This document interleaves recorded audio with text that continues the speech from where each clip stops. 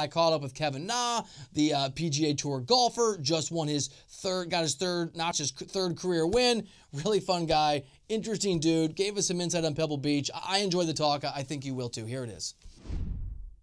Kevin Na, thank you for joining us. You're 27th in the FedEx Cup standings, 31st ranked in the world, and you just came off a win. Congratulations. Thanks, Bill. How do those you're a professional golfer, and I think people sometimes watch the Brooke Koepkas and the Tiger Woods and assume it's easy and everybody wins majors and everyone wins golf tournaments, but the reality is you are playing with the 1% of the 1% of the 1% of the world at what you do for a living. You're among that group. For you, what are those moments like, for it's your third time, when you've actually won a golf tournament on the PGA Tour? It's never easy to win on the PGA Tour.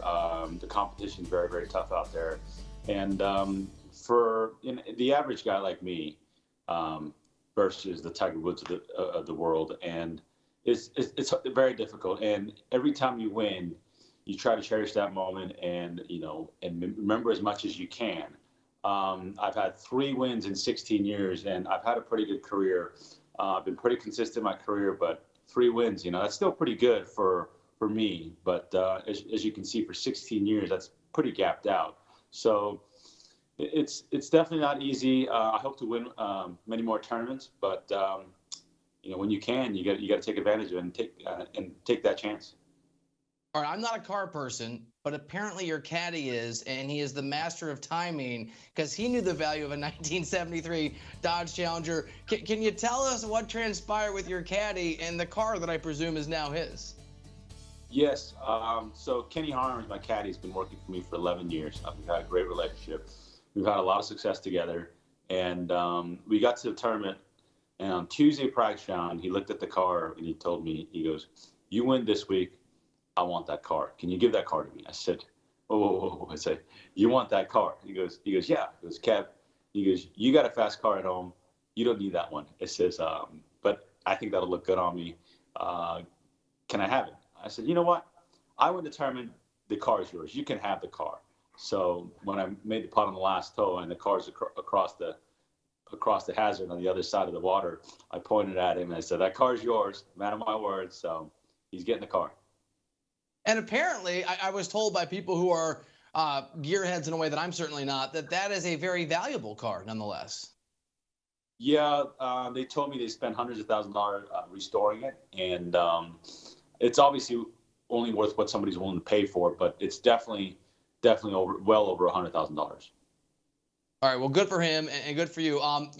Everybody in this world, as we chase our dreams, has various skills that help us. And there's a video we want to show you that dubs you the master of the walking putt. Even Tiger Woods.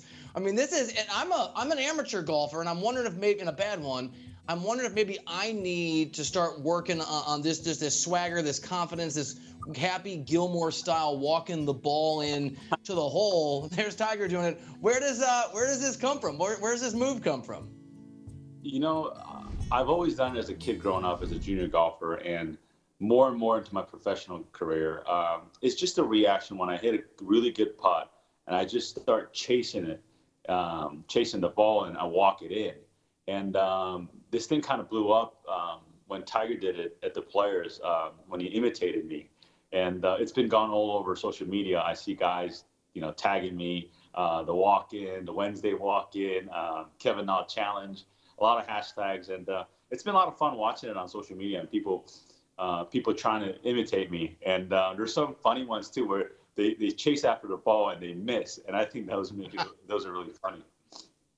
Yeah, if you're gonna do the Kevin Na challenge, you gotta succeed.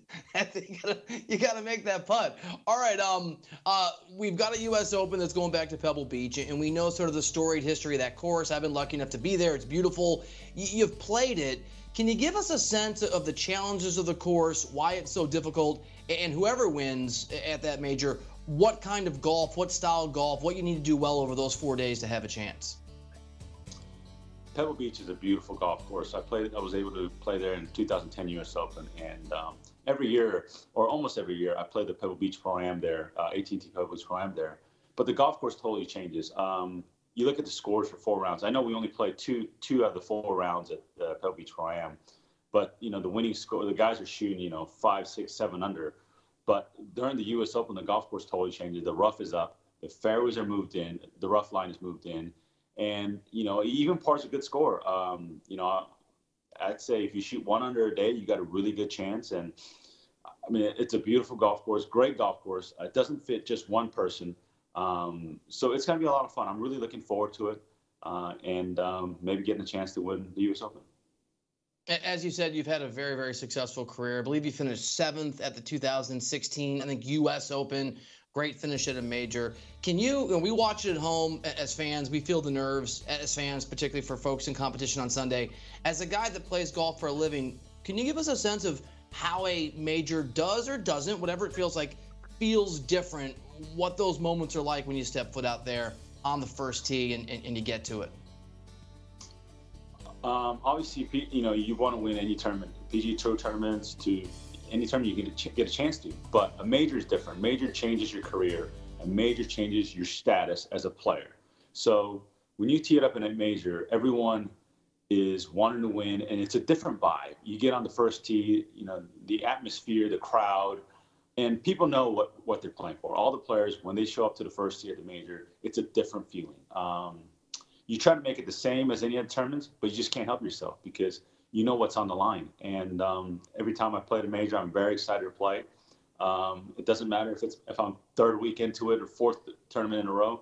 You're really excited to be there, and your bloods are pumping, and it's a good feeling.